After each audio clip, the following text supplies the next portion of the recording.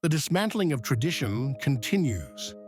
Pope Francis has removed an archbishop considered by many to be a true hero of the faith, just days after an event that shook American Catholics.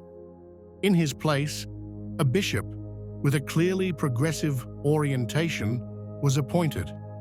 The reactions? They were not long in coming, and some were very harsh. Look at everything. Among the news items that are causing discussion in the Catholic world these days, the one regarding the replacement of Archbishop Joseph Naumann, a historic and appreciated leader in the Diocese of Kansas City, stands out. Pope Francis recently accepted his letter of resignation, as expected, upon his 75th birthday. But what surprised many observers was the speed of the decision, and above all, the name of his successor, Bishop Sean McKnight. Bishop McKnight, who hails from the Diocese of Jefferson City, is known for a pastoral vision that is decidedly more in line with the current positions of the Holy See.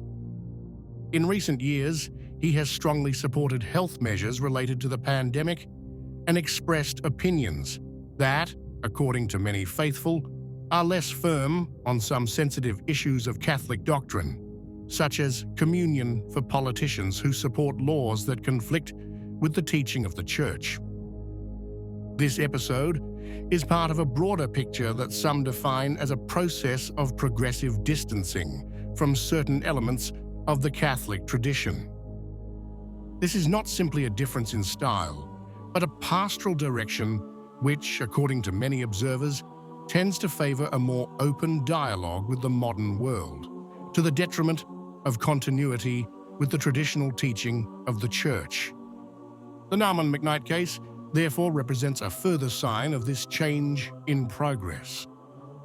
A choice that leaves many faithful perplexed, who wonder what type of spiritual guidance is emerging and what future is emerging for the communities most tied to the liturgical and doctrinal tradition. What makes the removal of Archbishop Naumann even more significant and, in some ways, disturbing is the context in which it occurred. Just days earlier, the prelate had made headlines for leading a public and spiritual response to an event unprecedented in recent U.S. history. The announcement of a Black Mass, an openly provocative satanic ceremony, held on March 28th, right in front of the Kansas state capitol in Topeka. The initiative, organized by a group called Satanic Grotto, sparked great indignation, in particular for the declared intent, later at the center of a lawsuit filed by the Archbishop himself, to use consecrated hosts in the ceremony. Although there is no definitive proof that these hosts were actually consecrated, the very idea of desecrating a symbol so sacred to the Catholic faith has mobilized thousands of believers across the state. Naumann responded firmly, but without hysteria. He called a mass of reparation and Eucharistic adoration at the Mater Dei Church, located directly across from the Parliament building. Not only Catholics participated, but also many Christians of other confessions. It was not just a protest, but a real public demonstration of faith. At the same time, the Archbishop also filed a legal motion to obtain the restitution of any stolen liturgical objects, emphasizing the incalculable spiritual value that these represent for the Church. This gesture of strong and public testimony, which required courage and pastoral clarity, appeared to many as one of Naumann's last acts as bishop, before his mandate was ended with surprising rapidity. And this is precisely where some see a connection. A bishop who exposes himself so openly to defend the faith is replaced, almost without explanation, by a figure more aligned with the prudent and accommodating language that characterizes a part of today's episcopate. The episode that occurred in Kansas is not an isolated case, but seems to be part of a broader picture that has long worried many believers. A progressive replacement of pastors rooted in Catholic tradition, with figures who express a line more in tune with the spirit of the times. This orientation, which some read as a pastoral strategy aimed at dialogue with contemporary society, is instead perceived by others as a true and proper silent dismantling of the Catholic identity, conducted through appointments, reorganizations, and a growing marginalization of non-aligned voices. Among the most lucid voices that have commented on the replacement of Archbishop Naumann with Bishop McKnight is that of Father Charles Murr, who did not hesitate to define the operation as part of a much broader strategy. This is not an isolated case.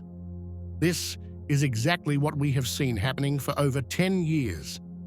Solid bishops, rooted in doctrine and capable of speaking clearly, are being replaced by others who are more ambiguous or simply more aligned with the new pastoral line.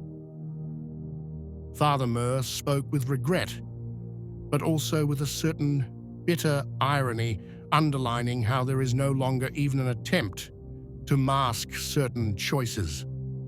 It is not that we are looking for a balance or complementarity. It is a surgical operation, but conducted with an axe.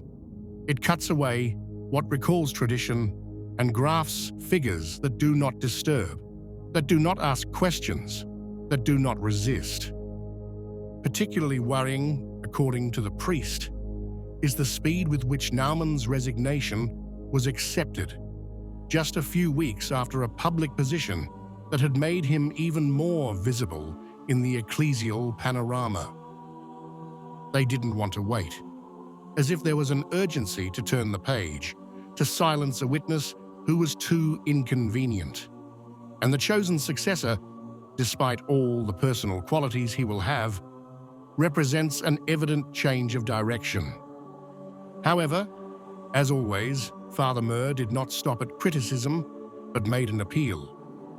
It is in moments when leaders fail that the people of God must become leaders.